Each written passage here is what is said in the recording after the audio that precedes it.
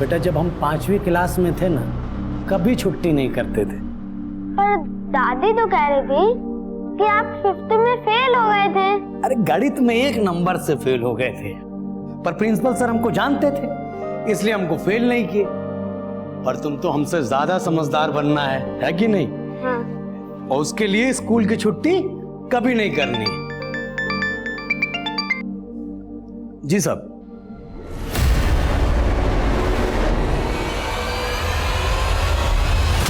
क्या ये आपकी बीवी कोमल है? नहीं सर, ये कोमल नहीं है।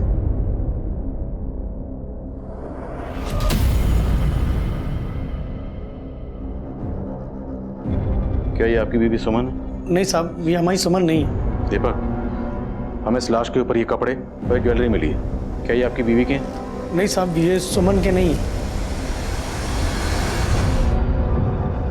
अरे दीपक, क्या हुआ? कहाँ चले गए थे तुम?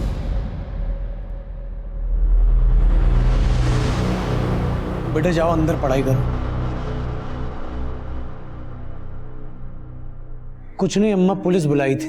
सुमन का कुछ पता चला? अरे क्या पता चला, वही हमेशा की तरह एक नया लाश दिखा के टरका दिया। अम्मा हमको तो लगता है ना ये पुलिस हमारी सुमन को ढंग से ढूंढ ही नहीं रही। बेटा तुम 7 साल से सुमन की आस लगाए बैठे हो। ये मिलना होता तो मिल जाती। हमको तो लग रहा है वो तुम्हें और अपने बेटे को छोड़ के भाग गई। कैसी बात कर रही हैं अम्मा आप? हाँ यही सच है। तुम्हें अब कन्हैया के बारे में सोचना पड़ेगा। उसके लिए दूसरी माँ ले आओ।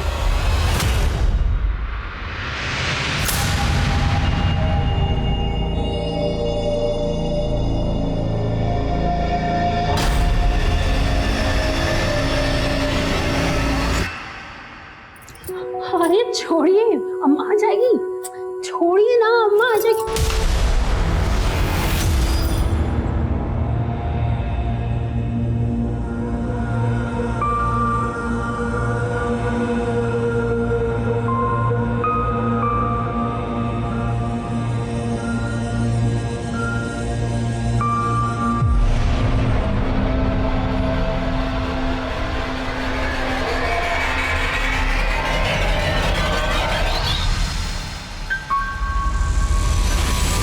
उठ गई तुम?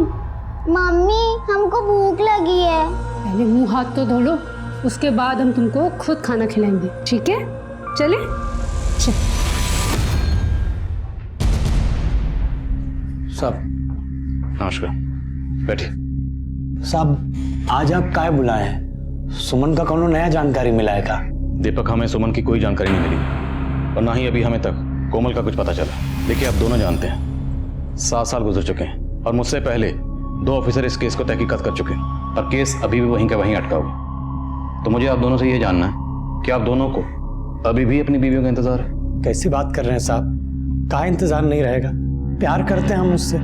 सुनील, तुम्हें? जी सर। तो फिर तुमने दूसरी शादी क्यों कर ली? साहब हम तो ऐसा मानते हैं कि हमारी कोमल आज भी जिंदा है, लेकिन साहब वो हमारी बेटी खुशी, उसकी परवरिश के लिए हमारे माँ बाप ने दूसरी शादी करा दी साहब। पर साहब अपनी दूसरी बीवी को हम कभी कोमल का स्थान नहीं दे पाए हैं। साहब पता नहीं काहे हमको लगता है कि हमारी सुमन जरूर एक दिन मिल जाएगी। बस आप उसको ढूंढने का कोशिश तो कीजिए। दीपक, हमने सुमन को ढूंढने की हर मुमकिन कोशिश की है और कर भी रहे हैं, लेकिन क्या करें, कानून ये कहता है कि अगर कोई विक्टिम 7 साल तक मिसिंग रहता है तो उसे डेड मानकर केस क्लोज करना पड़ता है। आप ऐसे कैसे केस बंद कर सकते हैं साहब? दीपक, दिस इज लॉ। कानून यही है और हमें जो भी करना है कानून के दायरे में रहकर करना है। यही बताने के लिए आप लोगों को यहाँ बुलाया था। ये देखो सूरज, चांद, बस, ऑटो और ये मम्मी आप रोज हमें यही पढ़ाती रहती हो, हमें नहीं पढ़ना ये। अरे पढ़ोगी नहीं तो दुनिया को कैसे जानोगी? दुनिया जहाँ हम रहते हैं, ये पंछी पशु ये सब यहीं रहते हैं। जब हम छोटे थे ना तो तुम्हारी माँ से भी हमें ऐसे ही पढ़ाती थी।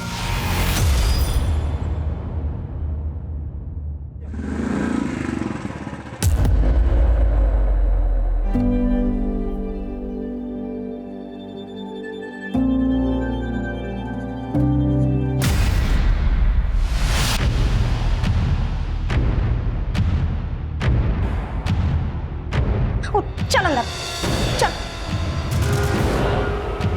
देखो सुमन, हमको ये कपिल बिल्कुल भी पसंद नहीं है। दीदी आप कपिल को गलत समझ रही है, वो बुरा लड़का नहीं है। तुमको अच्छे बुरे की पहचान नहीं है। देखो सुमन, हमने तुम्हारे लिए दीपक जी से रिश्ता पक्का कर दिया। देख, हम जानते हैं कि वो उम्र में तुमसे थोड़े बड़े हैं, लेकिन दीदी हम कपिल से प्यार करते हैं, और वो दीपक हमसे कितना बड़ा है। हम ये शादी नहीं करेंगे। बस माँ बाबा तुम्हारी जिम्मेदारी हम पर छोड़ कर गए हैं, और तुम्हारी शादी दीपक जी से ही होगी। अरे गुनगुन, ये क्या कर रही हो? चलो पढ़ो। हमको नहीं पढ़ना। अरे गुनगुन, गुनगुन रुको, गुनगुन।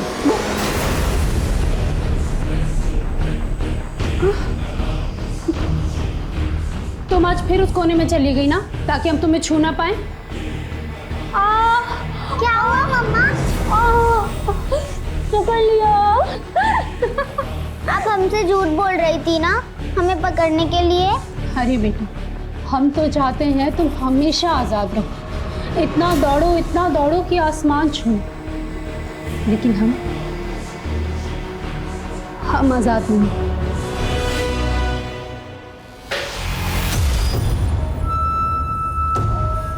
खड़ी हो तुम। ये क्या नाटक मचा रखा है? अब चोरी करना भी सीख गई? शांति, ये क्या कर रही हो तुम? अरे एक लड्डू ही तो ले रही थी, और तुम जो है। ये लड़की सारा दिन घर फैलाए रखती है। तुमने क्या हमें इसकी नौकरानी समझ रखा है? अरे हम तो तुमको इसका माँ बना के यहाँ लाए थे, लेकिन तुम जो है हम लोग की जिंदगी को नरक बना के रखती हो। नरक तो तुमने हमारी जिंदगी को बना दिया है। शादी हमसे की और तलाश अब भी अपनी पहली बीवी को कर रहे हैं। भाड़ में जाओ तुम, हमारी जिंदगी नरक बना दी है तुमने।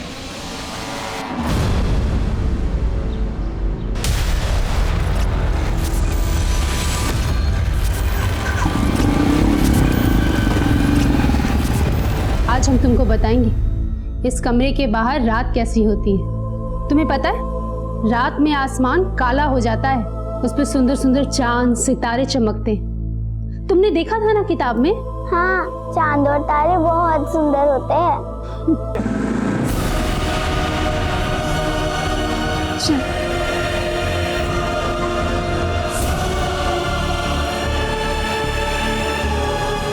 सुन, वो आ गए, बाहर मत आना।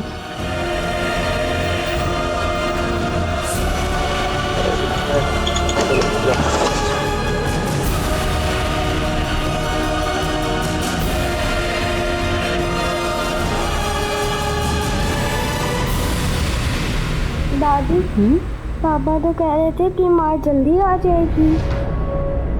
आ जाएगी, पर ये तुम्हारी माँ नहीं है। तुम्हारी माँ तो दूसरी है। कौन दूसरी माँ? जब आएगी तो खुद ही देख लेना। अब सो जा।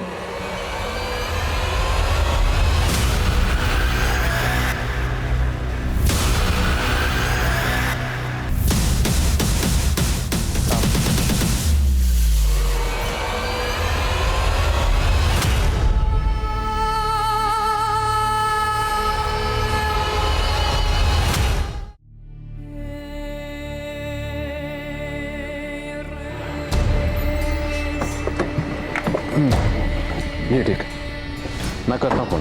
नमस्ते साहब। नमस्ते। हाँ दीपक, साहब ये आपके लिए ठीक है। 20,000 रुपया है साहब। बाकी का पैसा हम आपको अपनी जमीन बेचकर और दे देंगे। और आप ये केस मत बंद कीजिए साहब। अगर मुझे तुम्हारी भावनाओं की कदर नहीं होती तो तुम्हें पता ये रिश्वत देने के जुर्म में मैं तुम्हें अभी अंदर कर सकता था। देखो, तुम्हारी बीवी हो या कोई भी, अगर कोई नागरिक मिसिंग है तो उसे ढूंढना हमारी ड्यूटी है, और हमने अपनी ड्यूटी पूरी ईमानदारी से की। अब अगर हम ये केस क्लोज कर रहे हैं तो कानून की वजह से। इतने ईमानदार हैं तो आप काहे नहीं ढूंढते हमारी सुमन को? सुनील अपनी कोमल को भूल के दूसरी शादी कर सकता है साहब, लेकिन हम अपनी सुमन को नहीं भूल पाएंगे साहब, नहीं भूल पाएंगे। हाथ जोड़ दें आपसे, आप ये केस मत बंद कीजिए साहब।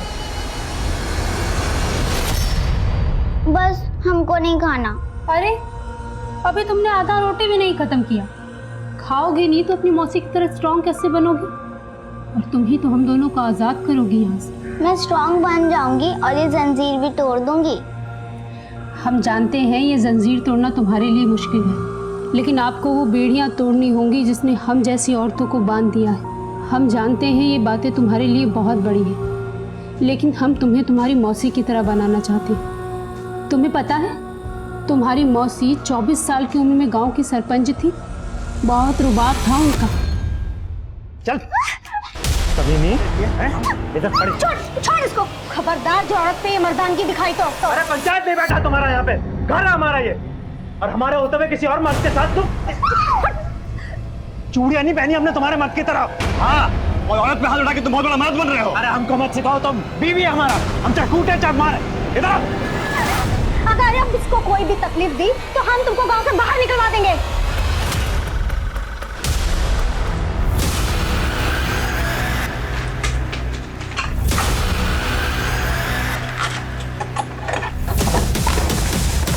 ये लो गुनगुन की पढ़ाई का सामान।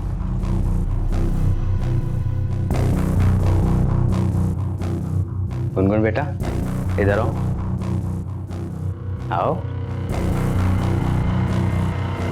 ये लो।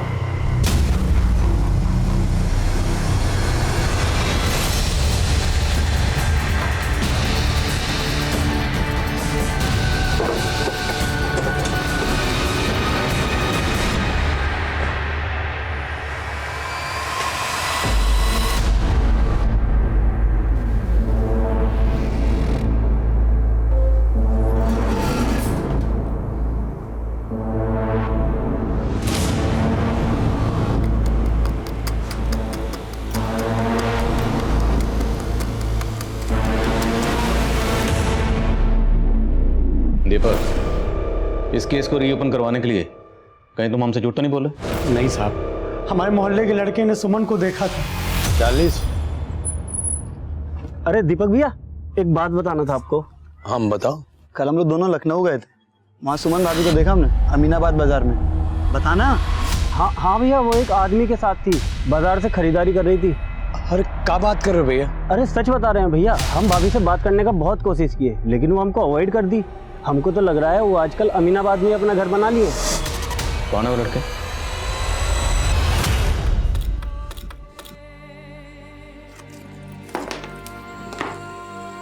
ये छेद इतना बड़ा हो जाएगा कि तुम यहाँ से बाहर निकल जाओगी।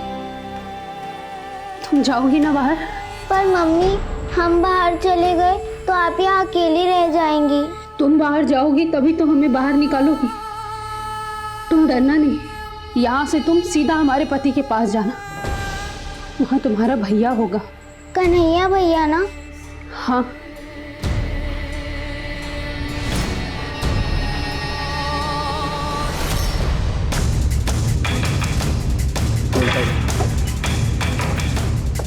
मैडम जी, यही है वो लड़के। पकड़ पकड़ उसको, पकड़। मैम गलती हो गया हमसे, हम दीपक भैया से मजाक में बोल रहे थे कि सुमन भाभी को हमने देखा है, तो हवा में खाली बात किए थे उनसे। हवा लाती, हवा खिलाती हूँ। चल।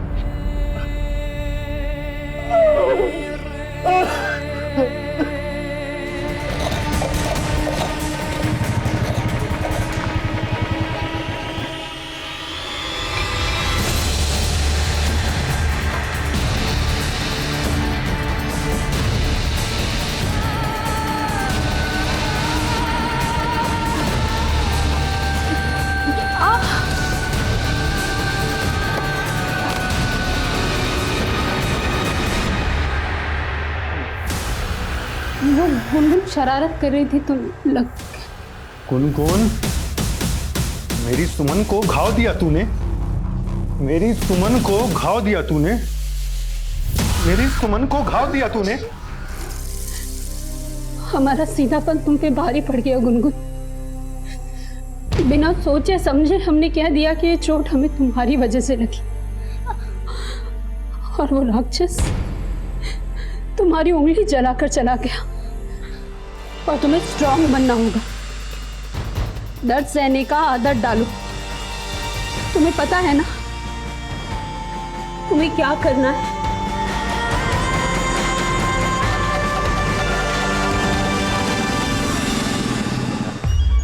प्रणाम सुनील भैया। खुशी बेटा कैसी हो? हे, दूर होके बात करो। काहे नाराज हो रहे हैं भैया? अरे हम तो बस ये जानना चाह रहे हैं कि वो कोमल दीदी और सुमन वाला केस पुलिस वाले बंद कर दिए हैं का? तुमको क्या करना है सर रामायण जान के? तुमको कितना बार बोले हमरा मुंह मत लगा करो। चल खुशी।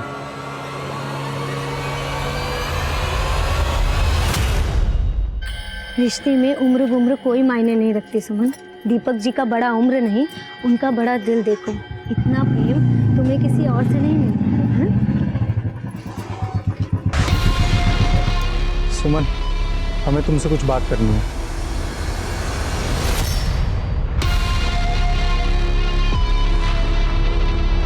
हम सुने हैं तुम दीपक को ये बोले थे कि कोमल की बहन सुमन को तुमने लखनऊ में देखा था। वो सरपंच जी, हम तो पुलिस से बच गए हो, हमसे ना बचोगे।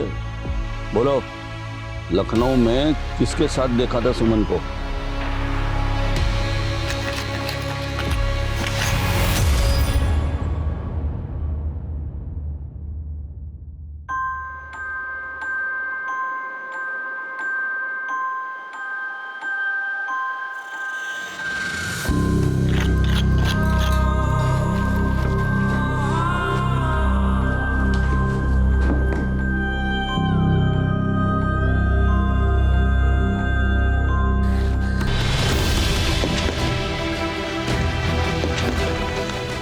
गुनगुन, अब ये छेद इतना बड़ा हो गया है कि तुम यहाँ से बाहर जा सकती हो। तुमको पता है ना तुम्हें यहाँ से जाकर क्या करना है?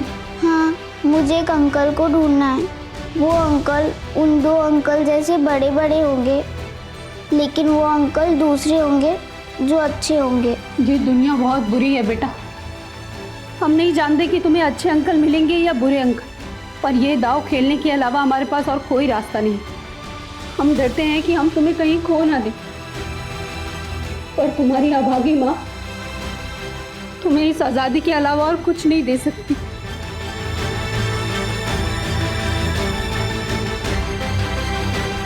तुम्हें अच्छे अंकल मिलेंगे ना, तो तुम उनको ये दे देना, इससे वो हमें ढूंढ लेंगे और हमें यहाँ से आज़ाद कर देंगे।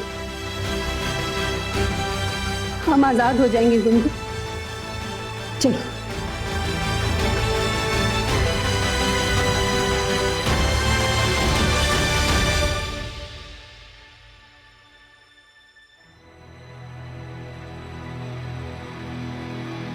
मम्मी, हमको वापस आना है। तुमको जाना होगा बेटा, तभी तो तुम हमको आज़ाद कराओगी। जाओ।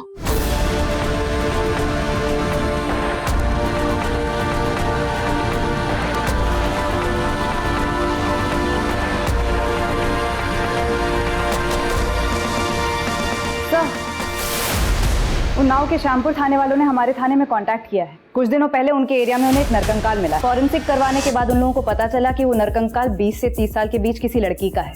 रिपोर्ट्स के मुताबिक उसके स्कल पर कई बार वार किए गए थे। अंदाजा लगाया जा रहा है कि उसका मर्डर लगभग 7 साल पहले हुआ होगा। तो श्यामपुर पुलिस ने हमसे इसलिए कांटेक्ट किया होगा क्योंकि 7 साल पहले हमारे यहाँ पर कोमल और सुमन की मिसिंग केसेस फाइल हुए थे। जी सर, मैंने उन्हें बताया कि हमने वो केस बंद कर दिया है, लेकिन फिर भी वो एक चांस लेकर देखना चाहते थे कि कहीं वो नरकंकाल कोमल या सुमन में से किसी का तो नहीं है। सुमन और कोमल मिसिंग केस की पहली इन्वेस्टिगेटिव टीम को एक लाश मिली थी। उस वक्त सुमन के बेटे और कोमल की बेटी का डीएनए सैंपल लिया गया था। वो डीएनए सैंपल श्यामपुर पुलिस से शेयर कर। सर, गुनगुन कहाँ है? वो अंदर सो रही। अंदर सो रही है? कहाँ?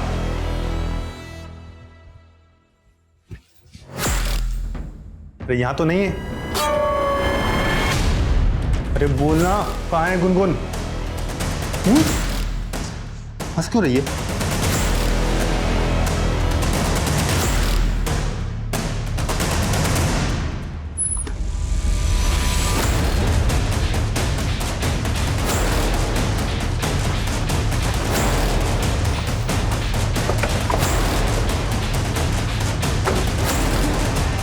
बेटा, तुम्हारे पापा कहाँ हैं? जी जी मैडम। सुनील कहाँ हैं? वो तो काम पर गए हैं। क्या बात है? हमें कोमल के बारे में इंफॉर्मेशन मिली है। बेटा, आप अंदर जाओ। 7 साल पहले कोमल की हत्या हुई थी।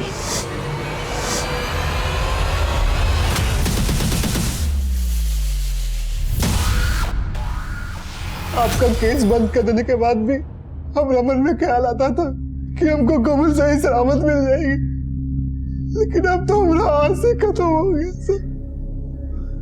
साहब, तो कहा हमारी सुमन भी? आप उसके बारे में काहे कुछ नहीं बोल रहे हैं? दीपक, अभी हम पुख्ता तौर पर कुछ नहीं कह सकते। हम खुद ये सोच रहे हैं कि अगर कोमल का कत्ल हुआ तो फिर 7 साल से सुमन कहाँ गायब है? मुमकिन है कि सुमन ने कोमल का कत्ल होते हुए देख लिया हो, इसलिए शायद सुमन को भी गायब कर दिया गया था। पर दीपक, तुम बेफिक्र रहो। अब हमने केस रीओपन कर दिया, हम सुमन का पता लगा के रहेंगे।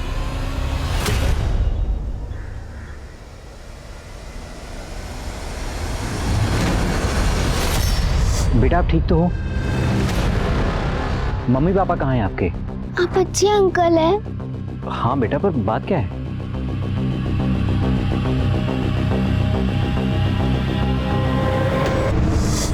ये दीपक कुमार जी यही रहते हैं? जी बताइए। हाँ मैं। आप इस बच्ची को जानते हैं? नहीं। काहे? नहीं, वो दरअसल ये बच्ची मुझे रास्ते में मिली थी और इसके गले पर ये चिट लटका हुआ था। इस चिट के ऊपर आपका नाम और एड्रेस था। इस बच्ची ने कहा कि आपके पास जाना है तो मैं इसे आपके पास लेकर आ गया। कौन हो बेटा तुम? बोलो, डरो नहीं। आई पर्ची तुमको कौन दिया?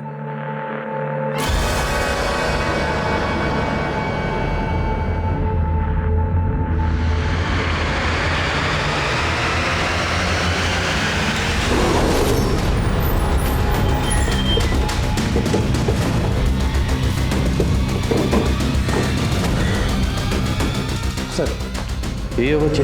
हाँ सब यही है वो बच्ची। हमको ही पर्ची दी, हम पूछ रहे हैं कि तुमको किसने दिया, तो बार बार सुमन की फोटो की तरफ इशारा करती है, कुछ बताती ही नहीं।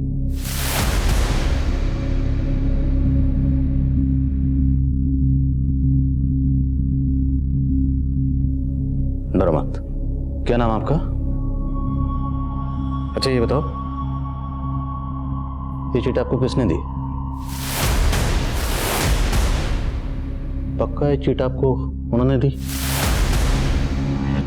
सर ये लड़की हमें बाराबंकी में मिली। हर तरह से बहुत अजीब थी। क्या अजीब था? चिट देने से पहले उसने मुझसे पूछा कि आप अच्छे अंकल हैं? मैंने कहा हाँ। तब उसने एकदम से चिट निकालकर मुझे दे दी।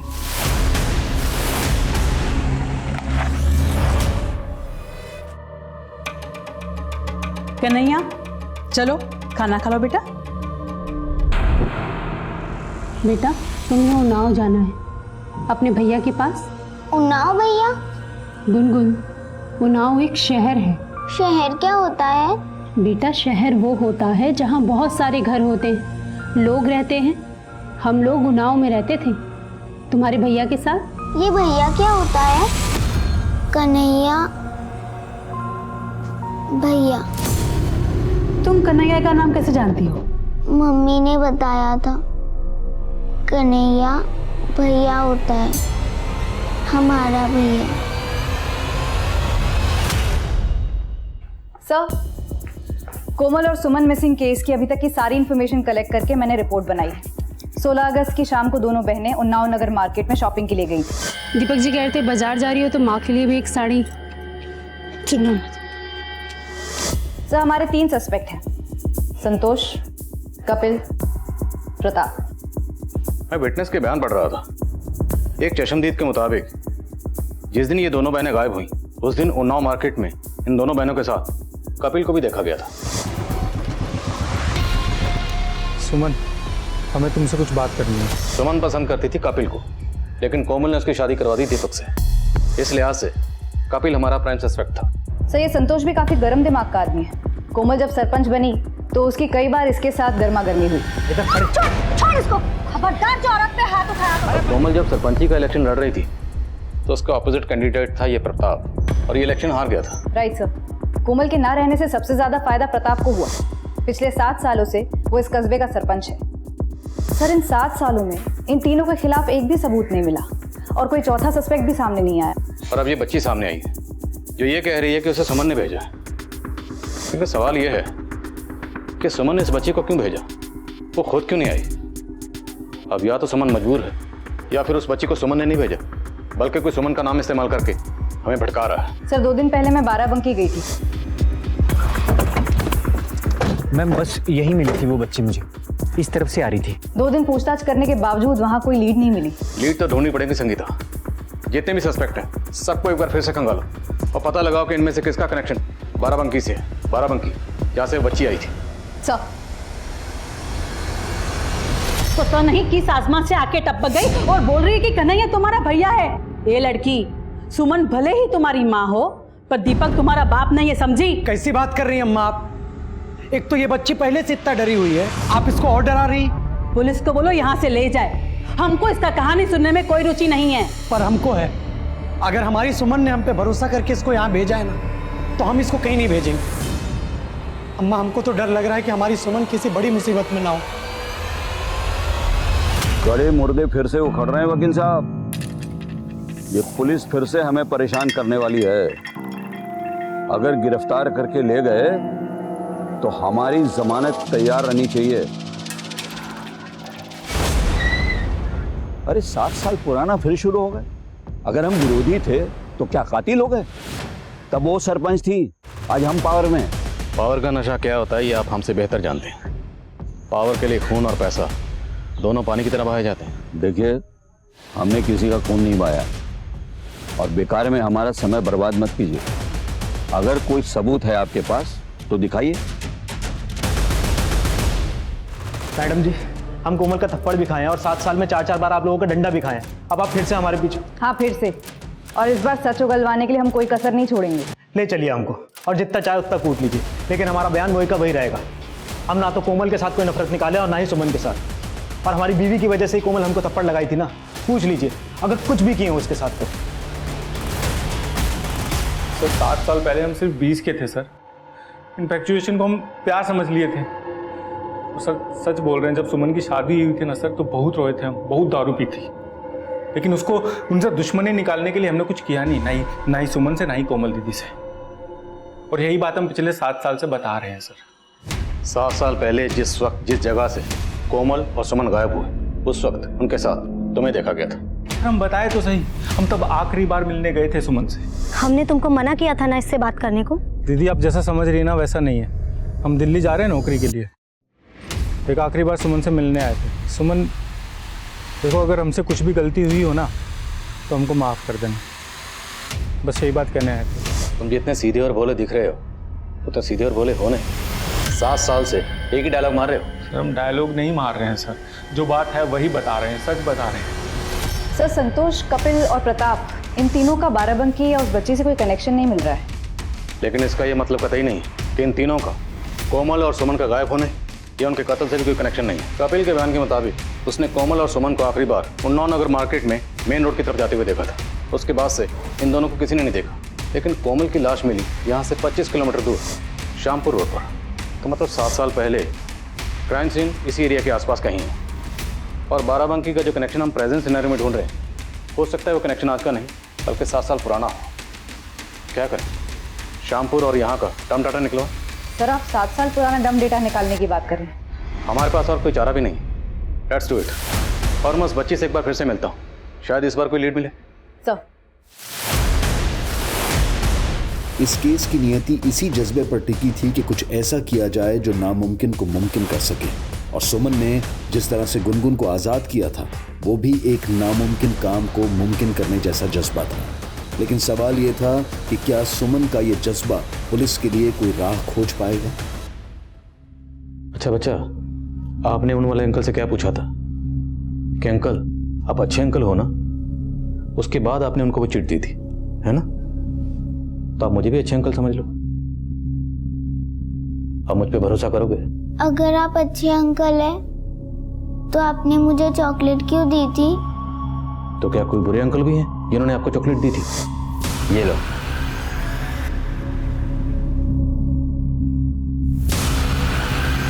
वो मेरे लिए बुक्स भी लाते थे, पर मम्मी बोलती थी वो भी बुरे हैं। तो चॉकलेट देने वाले बुरे अंकल के अलावा भी कोई बुरे अंकल थे?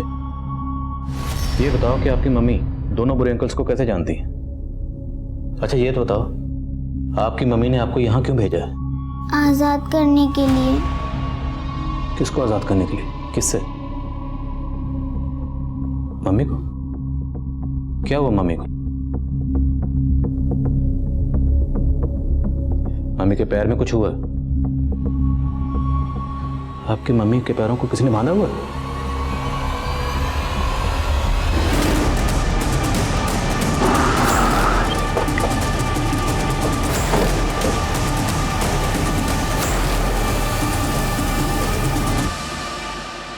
बच्चा, ये वही जगह है जहाँ पे आपको वो अच्छे वाले अंकल मिले थे। आपने उनको चिट दी थी, फिर वो आपको लेके गए थे आपके मम्मी के गांव। अब ये बताओ, आप इस जगह पर आए कैसे थे?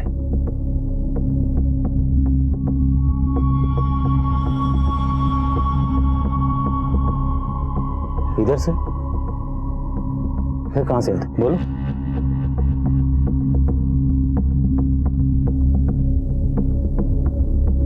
अच्छा, एक काम करते हैं, हम इस रास्ते पे चलते हैं। अगर आपको कुछ भी याद आए या कोई ऐसी जगह लगे जहाँ पे आपकी मम्मी हो सकती हैं, तो आप हमें बताओगे।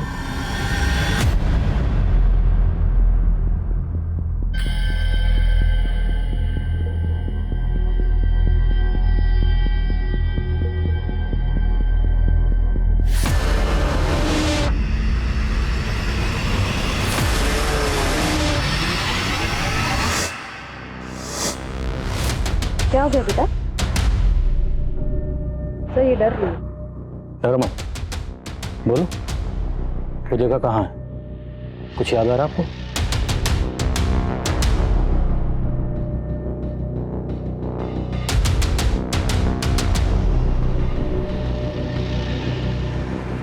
विशाल, पता लगाओ ये घर किसका है। सर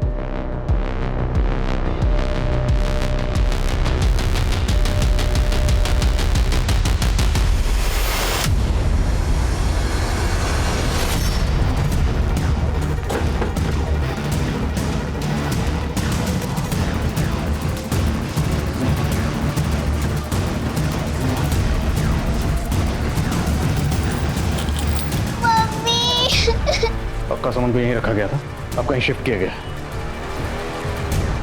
सर आसपास के लोगों ने बताया कि ये घर हमेशा बंद रहता है। इसका मालिक कौन है, यहाँ पे कौन रहता है, किसी को कुछ नहीं पता।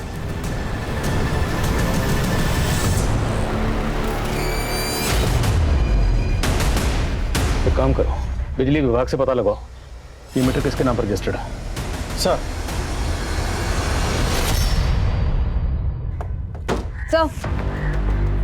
सर डंप डेटा से उन्नाव के 8 नंबर्स आइडेंटिफाई किए हैं। इनको यूज करने वालों में से 8 लोगों का बाराबंकी से सीधा कनेक्शन है। इन्वेस्टिगेट किया तो पता चला इनमें से एक ऐसा है जो 7 साल से रेगुलरली 3 दिन में एक बार बाराबंकी जाता है, लेकिन पिछले 14 दिनों में वो सिर्फ 2 बार बाराबंकी गया है। और 14 दिन पहले ही गुनगुन दीपक के घर आई थी। है कौन है? मोहन सिंह, यहीं उन्नाव में रहता है। सर घर जाएं इसके? अगर डायरेक्टली उसके घर गए तो अलर्ट हो जाएगा, उसका फोन सर्विलेंस पे डालो। सर वो घर भरत सिंह के नाम रजिस्टर्ड है। बिजली विभाग से उसका नंबर मिला है। भरत का फोन अब भी बाराबंकी में एक्टिव है। तुरंत उसके फोन की लोकेशन ट्रैक करो। सर इसका सरनेम भी सिंह है। कहीं ये भरत सिंह और मोहन सिंह रिलेटिव तो नहीं है?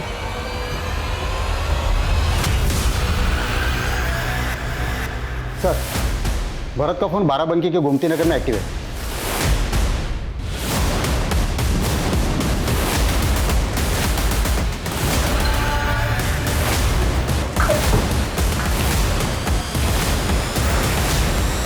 जल्दी हॉस्पिटल लेके जाओ। छोटी बहन को कैद करके इसके साथ जानवरों से भी बदतर बर्ताव कर रहे थे। बड़ी बहन कोमल, उसको तो जान से ही मार दिया। क्यों? नहीं सर, कोमल को हमने नहीं मारा। तुम लोगों ने नहीं मारा? किसने मारा? सर हमें नहीं पता सर।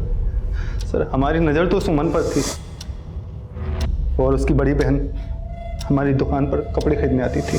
सर उस रोज रात में हम और हमारा कजिन भरत श्यामपुर से लौट रहे थे, तभी हमारी नज़र सुमन पर पड़ी।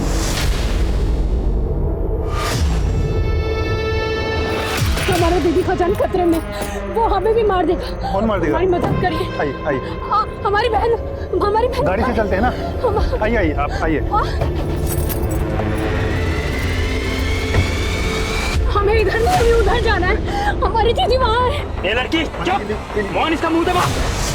बाराबंकी में मोहन का पुराना घर है, हम सुमन को वहीं लेकर गए। सुमन हमको इतनी पसंद थी कि हम हमेशा उसको अपने पास ही रखना चाहते थे। इसलिए सर हमने कमरे में उसको जंजीर से बांध के रख दिया था और सर कपड़े खाने पीने का इंतजाम भी वहीं कर दिया था। फिर सर जब हमारा मन होता हम उसके पास चले जाते थे। वो बच्ची? वो प्रेग्नेंट हो गई थी। सर ये लोग तो कह रहे हैं कि इन्होंने कोमल को नहीं मारा है, तो फिर किसने? हमें सुमन से बात करनी होगी। हॉस्पिटल में पता करो सुमन की हालत अब कैसी है। सर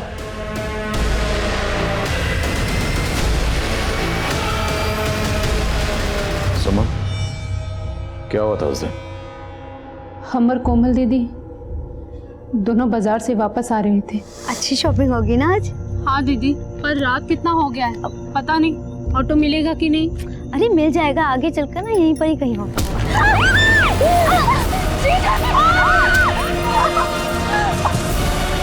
कोमल को सुनील ने मारा था। पिछले 7 साल से तो ढोंग कर रहा था, सबको बेवकूफ बना रहा था, जबकि तूने ही अपनी पत्नी कोमल को। मारे थे उसको। ऐसी भी क्या नफरत थी जो तुमने कोमल को जान से ही मार दिया? सब वो औरत होके सरपंच बन गई। हमको शर्म आता था कि हम एक छोटा सा नौकरी करते हैं और हमारा बीवी इतना बड़ा पद पे, सब उसका इज्जत करता था और हमको कोई नहीं पूछता था साहब। हम रोज तिल कर मरते थे।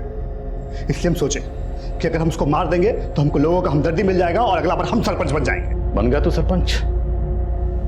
तुमने अपनी बीवी कोमल को महज इसलिए मार दिया क्योंकि तू सरपंच बनना चाहता था। तो कभी सरपंच नहीं बन सकता था। तेरी जैसी सोच है ना, तो कभी बन ही नहीं सकता था। खा लो धड़स के। दीपक जी, हम बस गुनगुन को लेने आए। इतने सालों से सुमन हम तुमको देखने के लिए तरस गए, तुम जाने की बात कर रही? पर हम आपके लायक नहीं रहे।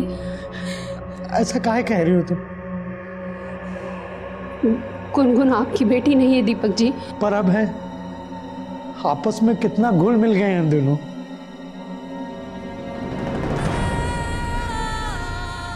अरे देख कर रहे, मम्मी है तुम्हारी।